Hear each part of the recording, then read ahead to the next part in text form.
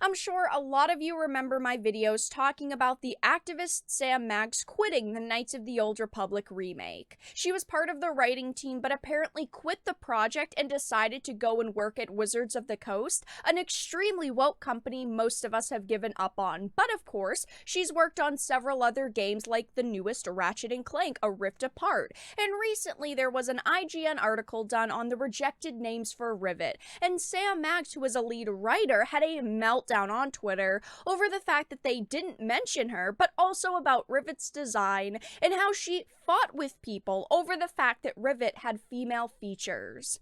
I have a few things to show off, but before we get into the topic at hand, if you enjoy the content that I create, please make sure to subscribe to the channel and hit the notification bell. Follow me on social media like Twitter or mine so that you can see when my content is posted. And of course, if you do really enjoy the videos and the live streams that I create, please consider becoming a Dark Titan via Patreon for just $1 a month, or supporting the channel via YouTube memberships. All of the links are in the description, and of course, I do really appreciate all of the support.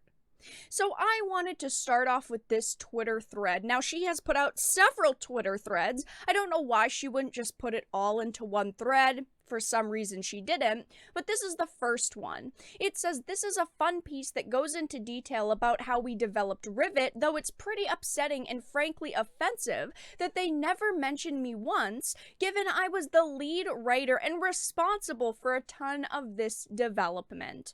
This speaks to a broader issue of game devs being entirely erased from the narrative of their own work once they leave a studio. I'm not even credited as a writer on this game despite dedicating a year and a half of my life to it and creating Rivet's personality from scratch, and then she blames it on misogyny.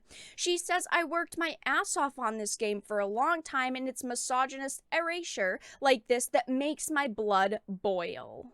Now, I do want to give her props for saying that there is an issue where game developers get erased from games once they leave a studio, and if she felt wronged, and clearly she does here, yes, she should speak up about it. But while I would usually speak up about situations where developers are being wronged, why would I stand up for someone who will probably block me after this video because my opinions aren't right in her opinion? Because I don't agree with her stances on a lot of things, and people like her can't have friendly conversations with people who disagree with her. That is my problem with Sam Maggs, is that she is someone who says my opinions are right, yours are wrong.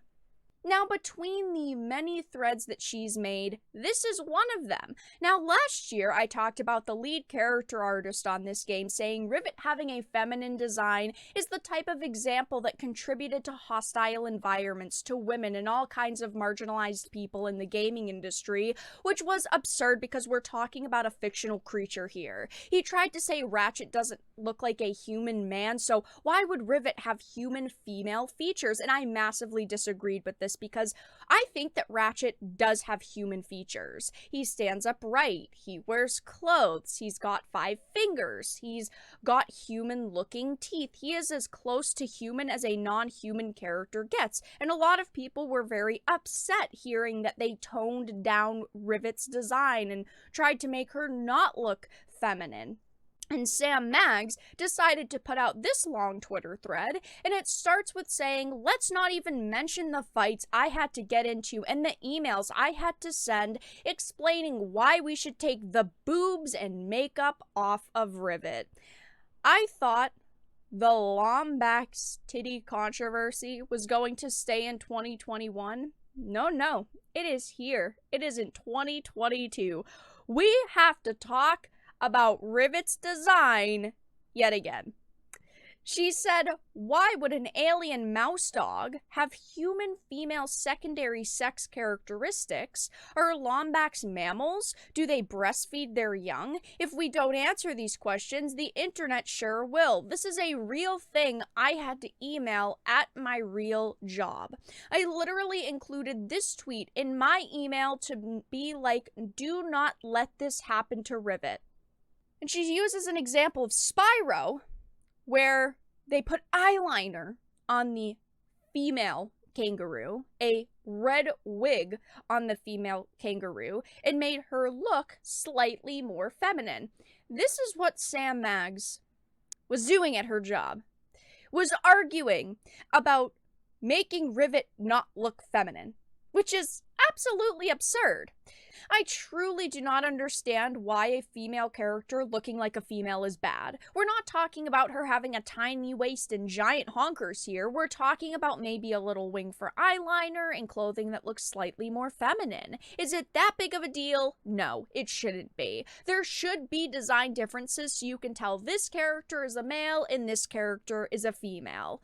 And she decided to also put out this thread saying also Rivet is canonically a lesbian.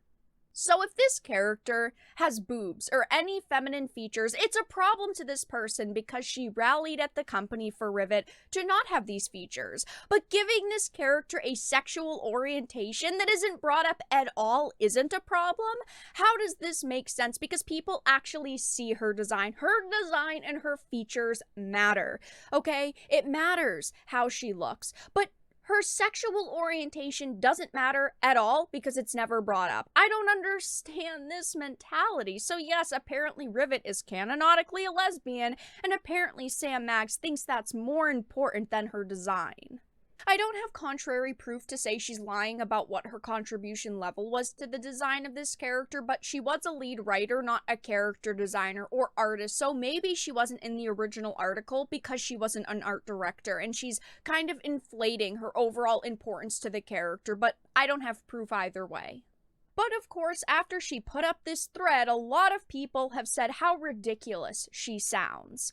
Somebody said games were so much better before activists took over writing and design duties. No one cared if anyone had boobs or not.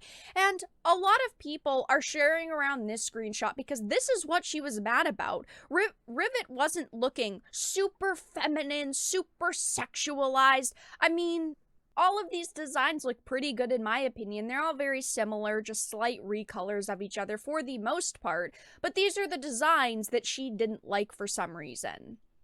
People are saying things like, I'm so happy those things didn't make it into the final design. Rivet is perfect and I love her all the more for how she is in the current final product. And these are the designs that she's throwing a hissy fit over.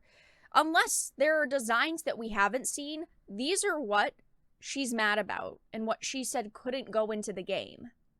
Throwing a child-style temper tantrum really doesn't help your point, and I agree. I think that she could have said, hey, we had all these different designs. I personally didn't like them. I thought that the design we ended up with looked much better, but no, she's talking about how I had to argue about these designs and they were terrible. But hey, the sexual orientation of this character is now on the Wikipedia page. She definitely has some replies supporting her, saying Rivet turned out perfect, thanks for not letting them ruin her. But I had put up a thread about it, and a lot of people are just kind of laughing at the situation, saying, I'm glad she is no longer working on the KOTOR remake, and I am too. It's not like she was canceled. It's not like she was fired because of outrage and backlash, so I don't feel bad saying this. I talked about it in a previous video, but I'm personally very glad she's not working on the KOTOR remake because she is someone who throws her opinions into her work. She cannot separate them.